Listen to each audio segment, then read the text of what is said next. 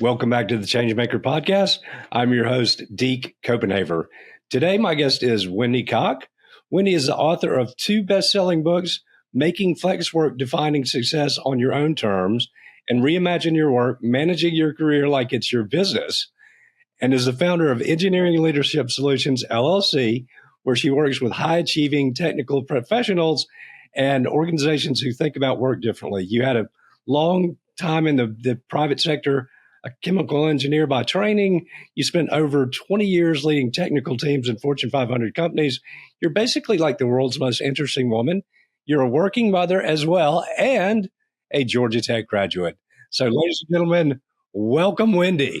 Welcome to the Changemaker podcast, hosted by Deke Copenhaver. Deke is the author of The Changemaker, a Forbes publishing book that has reached #1 on Amazon on multiple occasions and in multiple categories like management skills and total quality management. During this podcast, Deke interviews exceptional change-making leaders. Deke currently operates Copenhaver Consulting, where he helps local governments and other public organizations maximize their potential. He's also a sought-after public speaker. We hope that the Changemaker has an impact on you today and that you find takeaways that make you a better leader in your life. Now, here's Deke. Thank you so much. It's so good to be here. Well, I'm so glad to have you here. And it's interesting. You're my second guest this year that graduated from Georgia Tech, and I'm a Georgia guy. So I'm not a hater. There's a reason they call it clean old-fashioned hate, right? We can still love each other. Yes. Well, tell for our listeners and our viewers, how did you get to the position you are now? And I do want to talk to you. I think we need good leadership now more than we ever have before. So how did a nice young lady like you end up in a spot like this as a best-selling author and running your own company? Well, it is the strangest path towards authorship that I think probably exists, because I grew up with a math and science family. All I wanted to do was sort of, do those math and science things. So going to Georgia Tech was very natural. I chose chemical engineering because it was the easiest of the engineerings in my mind. I know, right? I'm a little twisted that way, but I very much wanted to be a biomedical engineer. And I am just old enough that wasn't exactly a thing yet. So you could get a biomedical engineering degree from Georgia Tech in the 1900s. That's what my son calls it. If you had a degree in undergraduate in chemical, electrical, or mechanical engineering. And I was scared of drafting and drawing, so I didn't want to be a mechanical engineer. And unfortunately, my high school physics teacher had made it so I did not want to be an electrical engineer either. And my high school chemistry teacher was also my cross-country coach, and I thought he was amazing. And so I was like, well, let's go be a chemical engineer. I had no intention of actually working in chemical engineering. I was just going to go get my master's in biomedical engineering. But then I did something on my very first day on campus, even before school started. And that was I met some women with Society of Women Engineers on campus at Georgia Tech. And they said, you should come to our meetings. We'll feed you pizza. And I was like, sold, right? That's not a good reason to go to a meeting. I don't know what is. But I went to their meeting, ended up getting super involved with them on campus. They're the largest non-Greek female organization on campus, and they support women from all majors and all departments. And through them, I realized that I really actually liked chemical engineering and decided not even to get that master's degree. So I jumped right into the workforce. I moved out to the north side of Atlanta. At the time, I took a job at Kimberly-Clark right out of school. That's where I met my husband. I worked there through a series of spinoffs continuously for 20 years, doing research and development, and then manufacturing and supply chain and strategy and project management. And then in 2022, I got a call that a lot of people get, which is, yeah, we've reorganized and your entire department's been eliminated. Oh, no. And at that time, I had a 6th grader and a young elementary schooler, and now what? And my husband said to me, you should just retire. And I laughed and I was like, I'm in my 40s. Like, you don't get to retire in your 40s. That's not what you do. And he said, Wendy, you don't want to just sit on the beach when you retire. You want to consult and you want to train and you want to go work with organizations. Let's just do it now. And so in my early 40s, I pivoted my entire career. I decided, yeah, let's do that. So I opened Engineering Leadership Solutions. Where I do project and program management for kind of mid-sized companies, those companies who are big enough that they have big, impactful projects. And they're small enough that they probably don't have a PMO bench, like a project management organization just sitting there waiting to help them on these big projects. So I come in and I help, or my team does. And I started working with companies to think about all of their work differently. I went part-time when my oldest, who's now a freshman in high school, when he was a baby, I just couldn't figure out how to make everything work. And I went part-time as an engineer. That just wasn't something we did in an age where you still had to plug your computer into the wall to get internet. Yeah. And during the pandemic, people had come to me. I probably spent more time on the phone during the pandemic talking about non-traditional work and how to lead virtual teams than I did doing my actual job. And so Making Flex Work was launched less than 8 months after my layoff. And then this little engineer who always had a passion for writing and had been told that you could either be good at math and science or good at English, right? That's the lie we tell our children. I realized it was a lie. And that's where the second book came from, because there were still words up in my head that needed to come out. And the second book, Reimagine Your Work, is for an audience to understand that they have more control over their career than they think they do. Yeah. That they are in the driver's seat because they're already running a small business. And that small business just sells one product, and it's them. So you're basically the little engineer that could. I am. I'm going to start using that. Thank you. No, but you know, what I love is that I tell people that, you know, I love learning now more than I ever have. And don't be afraid to pivot in life. I mean, it can be the scariest thing, but I tell people in my adult life, I've been in banking, real estate and development, run a nonprofit, was mayor for 9 years. Now I do consulting work. I do leadership coaching. I do keynote speaking. I wrote a best-selling book. I'm like, I'm still, and this podcast too, but I'm like, I'm trying to figure out what I want to do when I grow up. Absolutely. Somebody about a year ago asked my daughter at the end of the school year last year, she said, what do you want to be when you grow up? And this is a very well-intentioned neighbor, right? Yeah. It's just something adults say to small people. What do you want to be when you grow up? And my daughter said, well, I would really like to do something with like horses or marine animals, but I also want to be an interior designer. And the neighbor said, rightly so, how are you going to pick? And she said, oh, I'm not going to pick. I don't think you have to. I'm going to first be an interior designer because you need to make a lot of money if you're going to do marine animals and horses. Well, she's not wrong. She is not wrong. You really can do so many things, but it's funny. So I had a 3-hour-a-day radio show for a while, a number of years ago. And I always, even in office, I'm like, I never governed to the extremes because I personally think you cannot lead to the extremes. No. I mean, that is just not leadership. That is, you know, giving in to the vocal minority, and that's not leadership. But so when I had my radio show, it was like a call-in variety show. People loved it, but they were like, well, why don't you pick one hot topic and, you know, ask your guest an opinion on that? I'm like, that's the problem with leadership in our society. We're just appealing to demographics. We're not leading to the middle. So when I first started writing my book for Forbes, my editor at first said, you're going to have to target a demographic.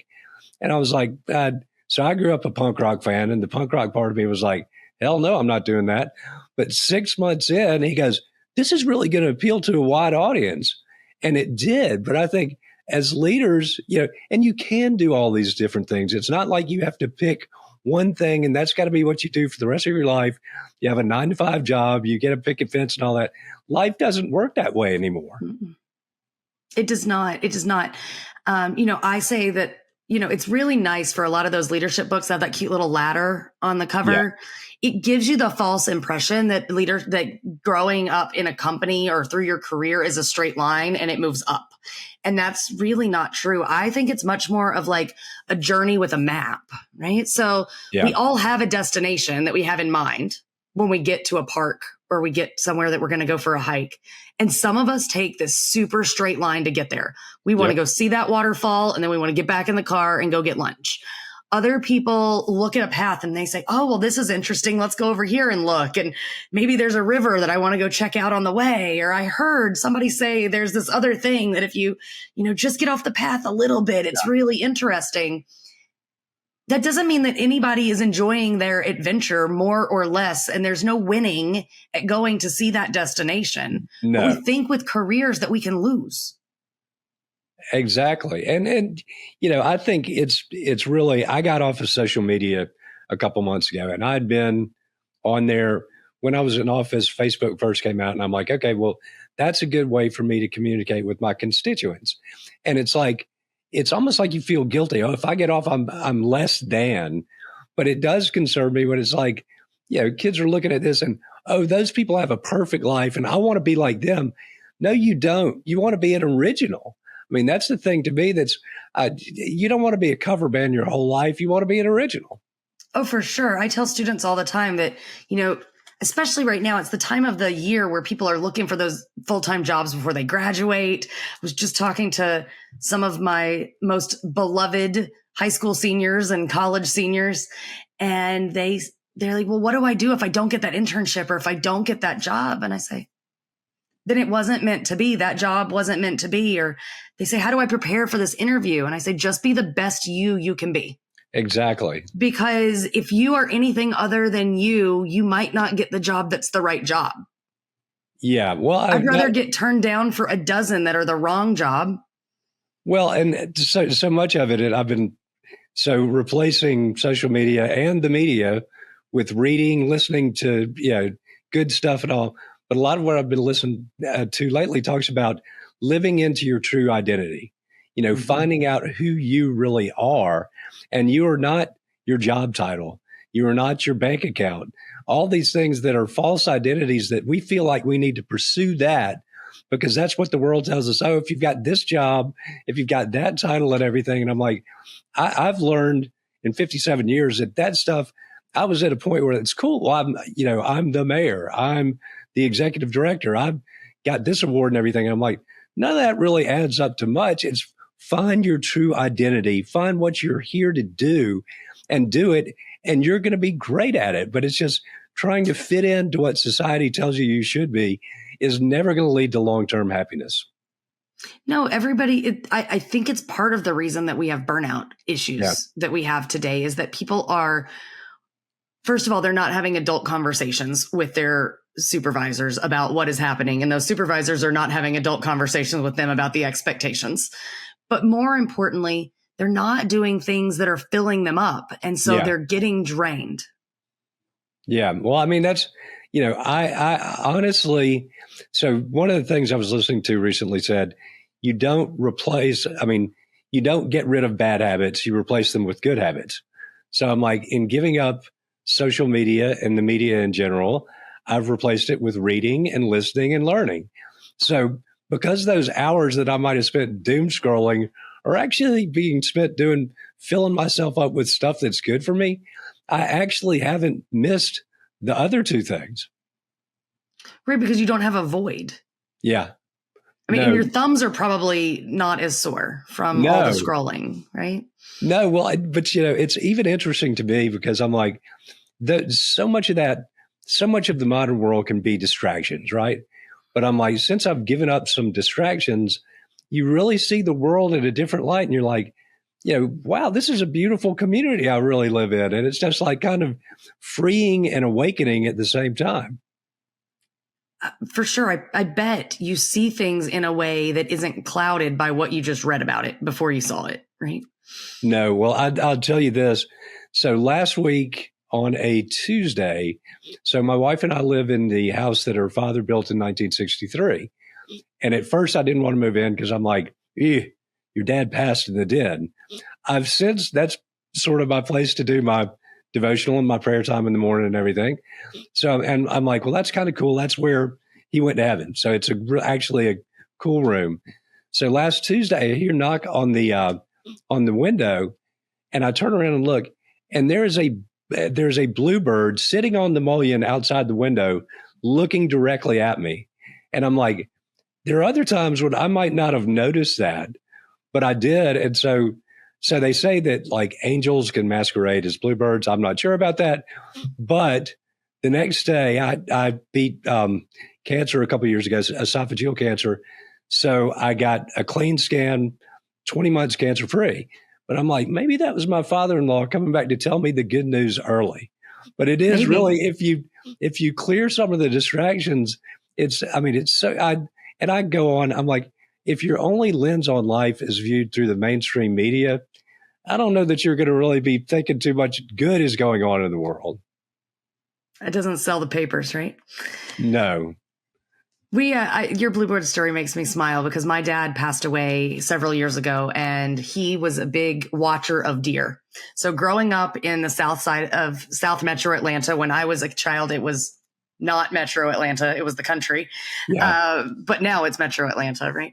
And we would always, it was a good day if there was a deer in the backyard. Yeah. Right? Like if you could wake up and see a deer in the backyard, it was a good day. And now I live on the north side in East Cobb, and we see a lot of deer up here. And so it is not uncommon. I'm on a text group with my mom, who lives next door to us, with my 96-year-old grandmother. But we have a family text group with my husband and my mom and myself, because all three of us co-parent. She's a part of how we're getting these kids raised. But to one of us will be driving to work, or we'll see something and we're like, here, look, I saw a deer. It means it's going to be a good day, right? Well, let me ask you this, because you deal with young people. And so often I think, particularly older generations, not everybody, but it's happened for time immemorial. The younger generation's lazy and they're always on their phones and they're not. That has not been my experience with younger people. I mean, they're curious. They really have a social consciousness that I think a lot of generations, might not have as strongly. But what's been your experience with dealing with younger people? Well, I just saw an article last week that and I posted it out on my LinkedIn because it made me so angry. It was a report where they had interviewed a bunch of leaders and asked them about their experiences with the class of 2024 and if they were going to continue to hire. And they said, no, 2024 was awful. These people, they don't know how to work. They don't know how to be in society.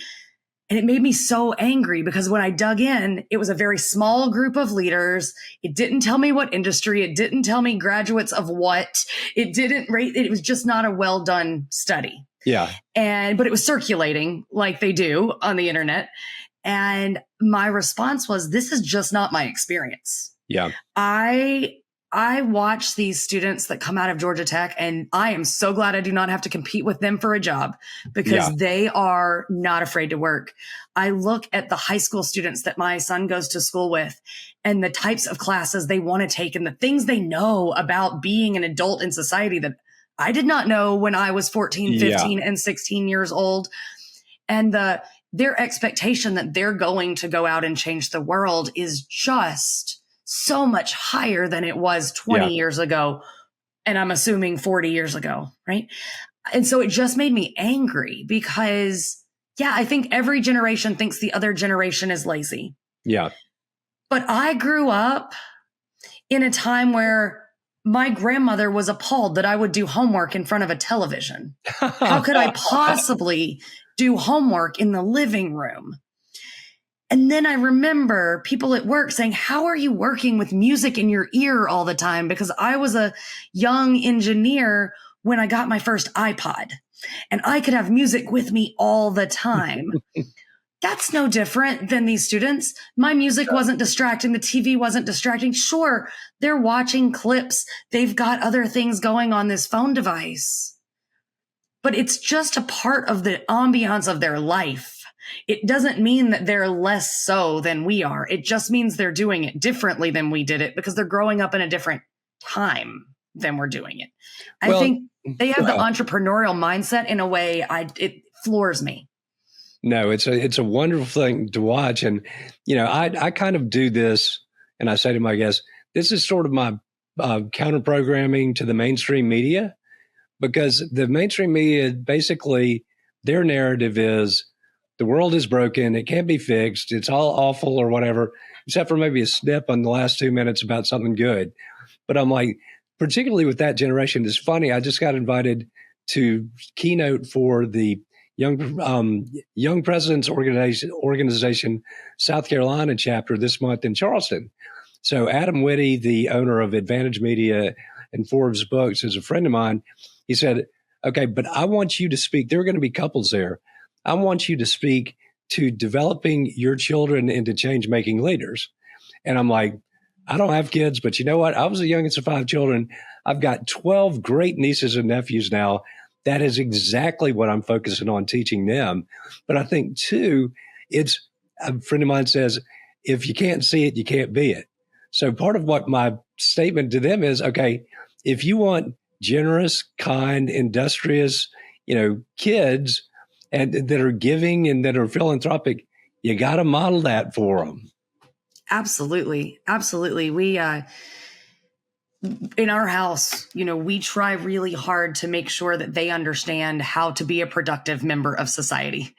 That there are things you do in this house that are, age appropriate, but that you do because you live here. So from the time they were very small, we used a chore chart, just like every parenting book tells you to do. Like, put up a little chore chart. It was great. But some chores you got compensated for and some chores you didn't. Yeah. And some chores were pre-described and some were not, right? Our chore chart had ones with little question marks and it said they were mom's choice. This was like, mom says you need to go do this now because you live in the house. So now it became one of your chores. As they got older, it was now you take out the trash and you don't get compensated anymore. You're 10. You just take out the trash because the trash needs to be taken out. Or you empty the dishwasher because you need a dish and everybody else does too, right? How do you be a part of this family so that, we're still parenting you, but you're now learning how to be a productive part of it. Exactly. And then when we're at church with the kids, they all have to have their volunteer spot and they have to know, okay, it's not just when you're tiny, the church pours into you. As you get bigger, you have to give back. So my 14-year-old, for the last 4 years, he has spent every Sunday morning with the 3 and 4-year-olds. He sits in that Sunday school class and plays cars with the little boys so that they have a big boy they can look at that says, this is how we act. And when my daughter became a 6th grader, she's like, can I run the cameras? And I'm like, sure, let's go run the cameras. Let's figure out what you do. And she volunteers on Wednesday nights. I'll take her to church and she's outgrown youth choir. But you know what? She volunteers in the smaller youth choir. And sometimes her whole job is just to stand there by a 4-year-old little boy and hold his hand so that he can sit still. Man, but it's important for them to know this is how you give back. Exactly. Well, I've got a good friend who is 26 years old, Charles Knox Jr. He's a youth pastor here. And so when we had the hurricane, Augusta took a direct hit from Helene. Yeah. So kids were out of school for 2 weeks. He said, but you know what? Every one of my young men in my youth classes said all these teenagers, they went out and they volunteered for 2 weeks because they were out of school. He said it was life-changing for them. They really loved it. So I'm like, we hear that might not be the stuff that you see in the mainstream media, but I'll tell you a very cool story too. So as I say, I've got 12 great nieces and nephews. My 12-year-old great nephew, Smoke, so he was playing in a soccer tournament here in Augusta, and he and my nephew Drew were here. And so he's like, all of them are like my mini-me's. I get to mentor all these young people. But I said, Smoke, you really ought to, in life, you need to focus on being kind. Being good is good too, but being good, you might be wanting to get something out of it. Being kind, you're just doing it for no reason, you want nothing in return. But the story even gets better. So that Sunday morning, he goes, Uncle Deke, we've got a good team, and every time we finish second, we never get the gold medal. We always get the silver medal. And I said, well, Smoke, today you're going to get the gold medal. And he said, yeah, and I'm going to score a goal for you. And he won the gold, and he scored a goal for me. But I'm like, stuff like that interpersonal time within families and with your communities, I'm like, that is gold. Yeah. I mean, one of the things my family says is there's never too much love for a child. Right? Exactly. There is never too much love. So every adult in my life, my expectation is if you're an adult in my life, you pour into my children. And my expectation is if you bring a child into my life, I am going to pour into that child. Yep. Because there is never too much love. As as society, if we can lead with kindness, if we can lead with love, where can we go? We can go anywhere. No, and I'll tell you, Wendy, you'll appreciate this. So that was my focus for 9 years in office, was leading through love and compassion. Mm-hmm. And so I'm 10 years out of office now, and still people thank me weekly and all. And it's like, I still go to the Y and everything, but I'm like, leading through love and kindness and building a sea of goodwill is sustainable. It's there after you're out of office or in any leadership position. I'm like, if you lead through fear and intimidation, you might get your desired results, but that is bullying. I mean, leading through love and compassion is what, I'm a Christian as well. That's the way Jesus did it. And he didn't lead from the C-suite or from a gated community. He led from the street. So that's kind of what I like to do, is be out there with the people. Yeah. From a leadership standpoint, in the last 24 hours, I have talked to 2 of my previous bosses. One I have not talked to in, I don't know, a year and a half. But I had someone in my network say, do you know any male leaders in manufacturing who you think are really good advocates for women? We would like to interview them for a DEI article that we're working on. Because it's interesting, today you and I are actually recording on International Day of Women in Science. Oh, really? I know, right? Who knew? There are no There's a day for everything. Yeah, there are no coincidences. There are no coincidences. So I just sent them a text and said, hey, I just want to throw something out to you. Because immediately when I got this request, I was like, I know some excellent men in manufacturing and engineering who support women and who have been instrumental in my career. Let me send them a text and see where this could take them. Right? What does this opportunity to be interviewed give to them in a way that it's the way I can give back? Because my career wouldn't be where it is had they not poured into me when they did as a leader. You know, and my dad he graduated with an engineering degree from Virginia Tech, ended up becoming a CEO. He's since passed. I was the youngest of 5 children. He was in his 40s when I was born. But he always, even back then, had as a focus lifting up women. And I'm like, it's the right, lifting up young people or mentoring or lifting up people that might not have the opportunities that everybody else is given. That's the right thing to do. Yeah. I mean, nobody wants to be hired because, and I think I had imposter syndrome at one point in my career when I was the only woman in the leadership role. Everybody between me and the CEO was a man and I was the top. And it was I was like, did I get here because of me or did I get here because I'm a woman? Yeah. And having the leader that hired me, I mean, I had a relationship with him where I could say, just be real straight with me. Did I earn this? Yeah. And he was like, yeah. And he said, because Wendy, I mean, you're great and all, but I would not put my reputation on the line to hire you if you weren't the best one. No. It's so funny that, you know, when I was in office or even before that, when I was running a nonprofit, my goal, whenever I had hired a younger person, my goal was to develop them I'm not going to be able to pay you enough. I understand you're going to develop the skill sets, but it's always so cool to see people that worked potentially, I don't even want to say under you because I think we're all a team, but to see people in a work environment that you help mentor really, you know, just excel and just blossom in life. There is nothing more fun than that. Oh, absolutely not. So I used to run our undergraduate co-op program for 7 years after the organization I was with spun out of Kimberly-Clark. I was just for all my spare time, you know, as my side hustle at work, I ran our co-op and intern program because I thought it was important to pour in to college students. I think college is such an interesting time in life because you enter as a child and you leave as an adult. And I got 4 to 6 years to help you make that transition because you've got to be a practicing member of society once you graduate. Right. And every day there's this question of like, okay, am I an adult or am I a child? And where are we on this balance as they continue to grow? But I used to tell them 2 things. I'd say, first of all, I only get the best co-ops. That's because I'm super competitive. So if you work for me, that means you're the best one. Did it? No. But if you tell somebody they're the best, it absolutely makes them feel like they are. And I would tell them, so you and I are in a competition. My job is to give you as much more work than you could possibly handle, more experiences than you could possibly handle. And if I can do that, I win. Your job is to do the work as fast and as excellent and as thorough as you can so that you run out of work. And if at any point you run out of work, you have won. And if you and I are in this constant competition for me to give you more and you to do more, you're going to have the best experience you can possibly have. I said, and then the second thing I'm going to tell you is that now that you're one of my co-ops, you're a part of my pack forever. So no matter where you go, what you do, I want to know.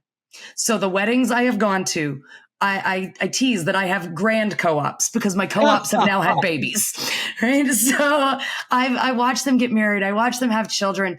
I just ran into a student at Georgia Tech who this summer, his mentor at work that ran the co-op program was one of my previous co-ops. So I guess my co-ops now have co-ops, right? But this idea that you just want to be able to help people and elevate them and celebrate in their success. Nothing makes me happier than one of my fellow, undergraduates doing something amazing and getting to see about it. Right? Yeah.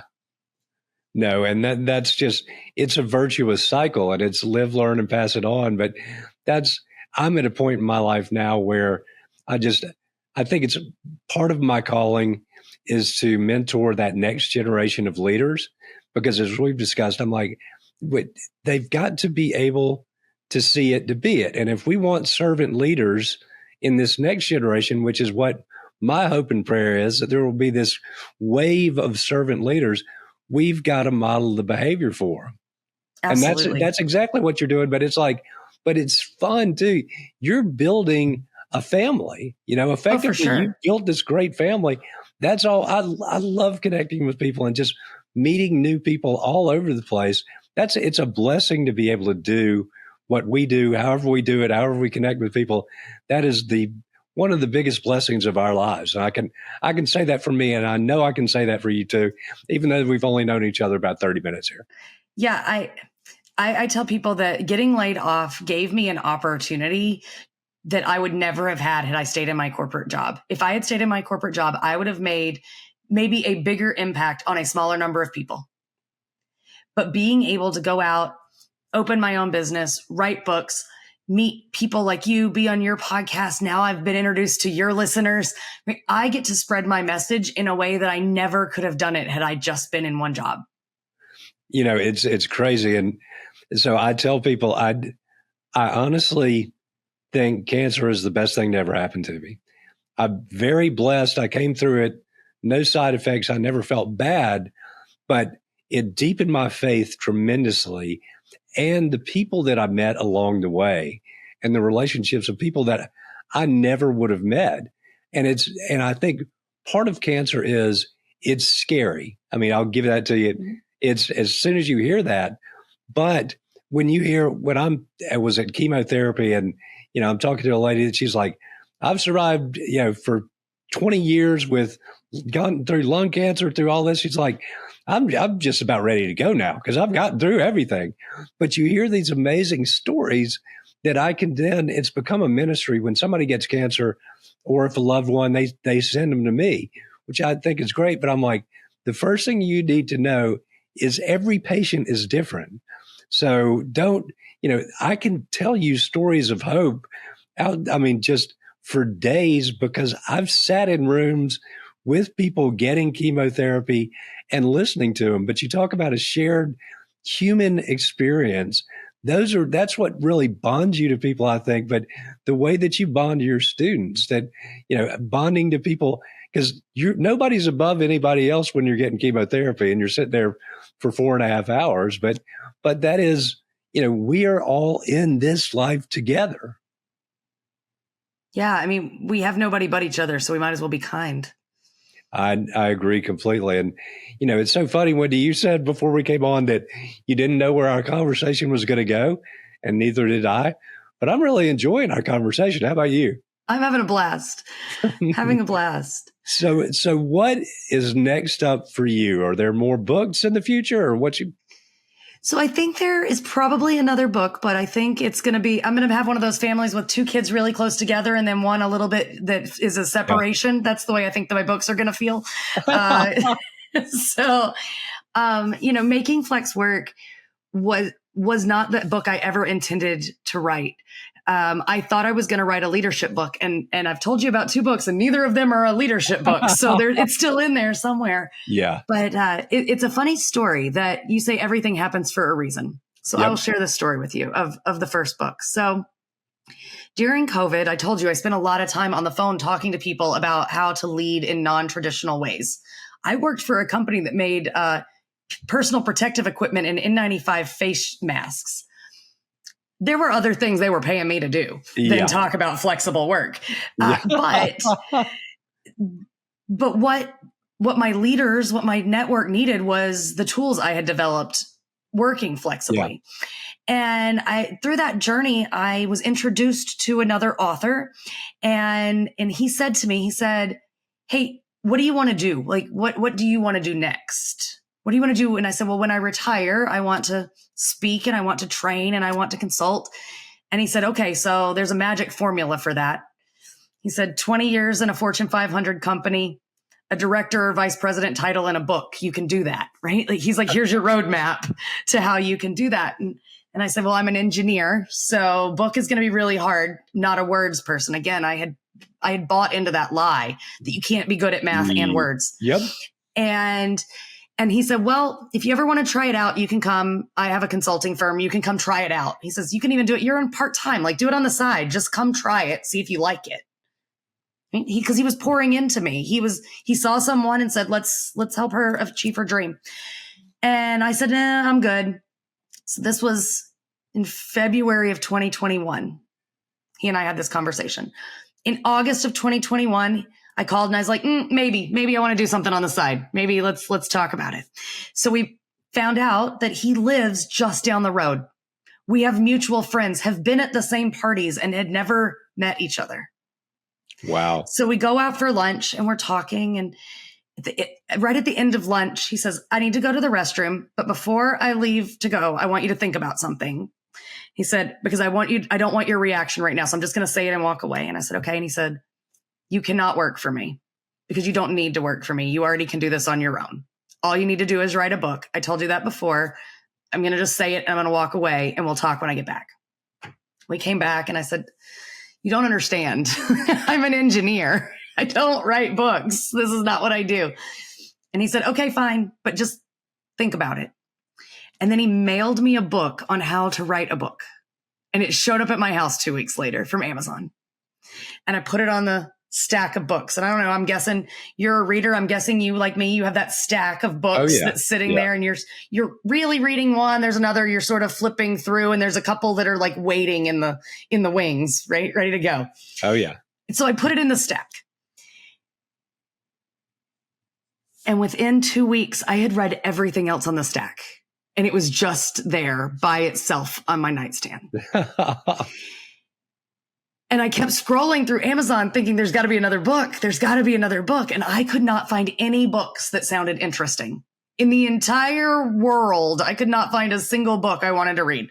So I picked up the How to Write a Book and it opened it. And at the beginning, it said, "If you're not ready to write this book, close it." And I said, "It says," and I closed it and I put it back on the nightstand. 3 weeks later, I had not read anything because I still couldn't find a book. And I said, well, the author will not know that I'm not ready to write a book. I'll just read it just to get it off my nightstand. Yeah. So I started reading it, and I looked up 6 weeks later and I had written 40,000 words in a Google document.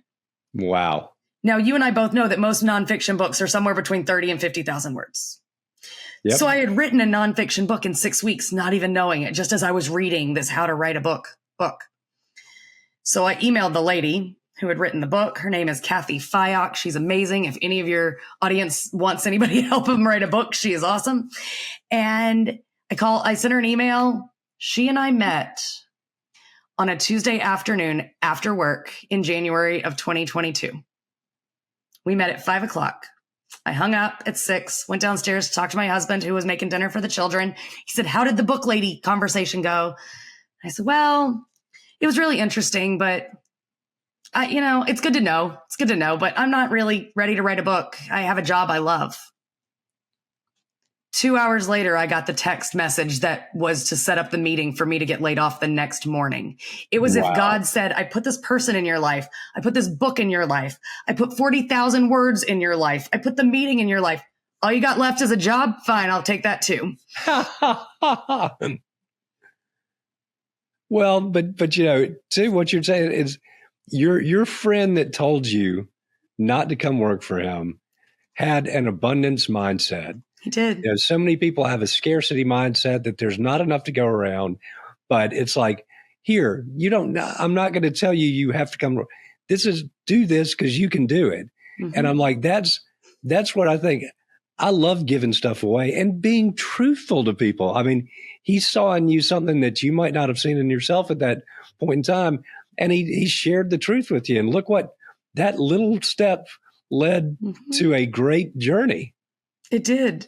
Yeah. I mean, I tell people all the time, I cannot believe this is my life. So much so that my 11-year-old rolls her eyes now every time that I say it. Oh, good. She's like, again, Mom. And I said, yes, I cannot believe this is my life.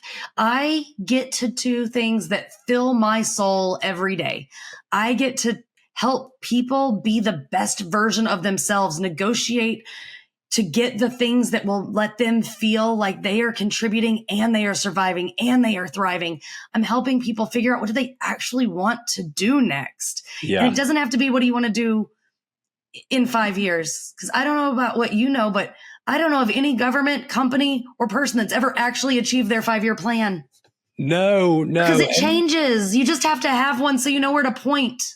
No. And so much of that, we've probably been listening to some of the same things, but I'm like, this plan, and okay, these are the 5 steps you take to create generational wealth and all. I'm like, forget that, throw those things out the window, but get out there and experience it for yourself. But no, but it's funny. You say your daughter rolls her eyes.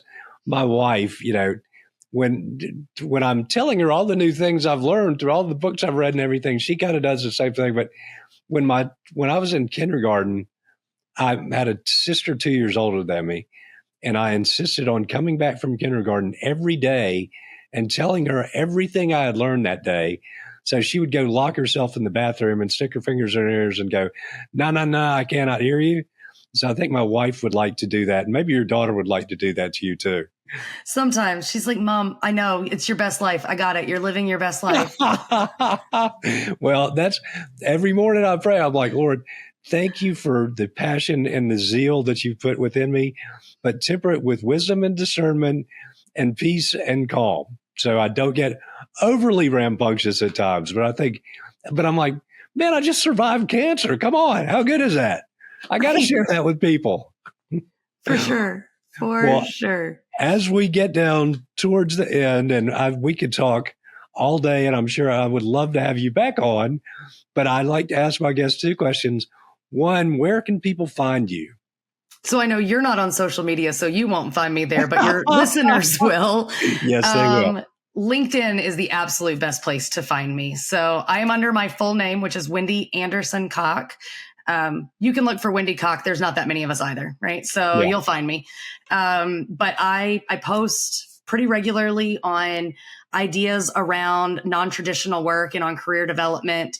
I have a monthly newsletter where I go through and I look at all the articles that are trending on non-traditional work, return to work, burnout and workforce, and I put them all in one place so that you don't have to read them all. So on my LinkedIn, they can send me a private message and get added to that email list. They get 1 email a month with 3 to 5 articles that are, circulating so they can stay in the know on what's happening.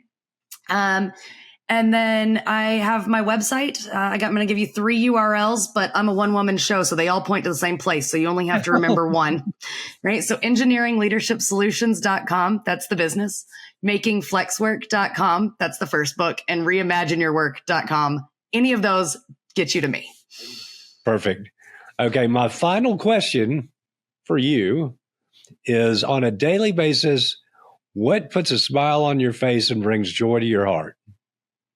So I'm going to give you a flippant answer and a serious answer. And the flippant answer is also serious, and it's lunch. I love lunch. I love lunch because as a working parent, it was the one meal a day where I did not have anybody who needed me. It is still the place where I'm allowed to go sit with an adult and have an adult conversation. And I don't have to worry that somebody needs something. Somebody doesn't like what they're eating. I don't have to order for anyone else. It's the time when I can really just focus on that one-on-one conversation. Because if I go out in the evenings, you've got your kids, I got my kids. Okay, well, we're talking, but we're also parenting, right? So lunch is that happy place for me. So if I can have a connection and a lunch with somebody during the day, it is like a highlight of my day. But really being able to be the places that are the most important for my children is the part that fills me up. Being able to go to carpool or being able to, go to the meeting at the high school, volunteer at the middle school, be able to chaperone or provide food for the church youth group, those sorts of things, being able to support my kids in the things that they love and being able to have that flexible schedule that lets me do that, that is really what fills my soul. Okay, so the little engineer that could, but I've got another nickname for you now, the lunch lady. Oh, the lunch lady. I'll take it. I'll take it. You pick between the two, but Wendy, thank you for being an amazing guest. Thank you for what you contribute to society. Thank you for having the joy for life that is obviously apparent within you. Well, thank you for having me. It's been a great time. All righty. Well, we'll do it again soon. That's all the time we got. Dropping the mic, and we are out. Hey, guys. Thanks for listening to or watching the Changemaker podcast today. Greatly appreciate it. If you're listening and you want to see the video, you can subscribe to our YouTube channel at Deke Copenhaver. That's a pretty easy to remember, I would think. But really, we also want to remind you to like, subscribe, rate across all platforms, download. And if you're looking for a coach, a speaker, or anything, you know where to find me. Just email me at dekecopenhaver.com. And thanks so much for listening.